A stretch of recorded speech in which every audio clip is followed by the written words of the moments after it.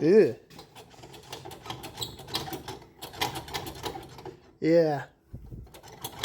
Yeah, that ain't right. Okay, so this is my buddy's machine. It's a 2017 Ranger 900 XP. And what you just saw was the rear wheel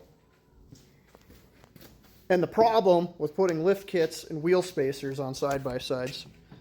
So this machine, we've tore apart and put new brakes in and new wheel bearings on the thing, mainly the wheel bearing side. We put new wheel bearings on this thing 3 times within the last 2,000 miles.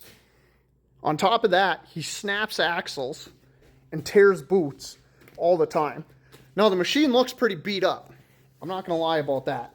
But that's basically from like the first 1,000 miles when he first bought this machine 8 years ago. You can see, here's another problem.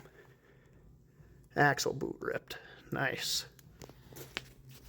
So we took this thing in about 2 winters ago, or 2 falls ago. Did all new wheel bearings all the way around it, put a new axle in, did brake pads on it. I don't even know if he's put 1,000 miles on this machine since then. All it gets used for is to plow a small area in town and the occasional trail ride. And it's not beating down the machine. Oh, and he's also had to put a front diff in the thing. But this, I haven't tore it apart yet, but I'm about 99% sure it's a bad wheel bearing in it.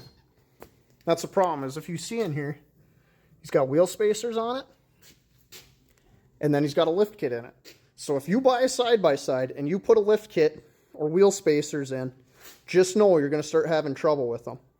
And the reason is it screws up your geometry, right? Anybody who knows what they're talking about with these things will tell you the same thing. When they design and engineer these machines, it's set so that the geometry of the machine, the height and the angle that it's at, can withstand the force of hitting the trail. When you start putting lift kits in here or high clearance A-arms and it's not designed for it, your bearings aren't designed to take it, your hub assemblies aren't designed to take it, none of it is. So if you start doing upgrades like this, make sure you start putting heavy duty aftermarket parts in this thing, because otherwise you're going to be changing shit out on it all the time, just like we are.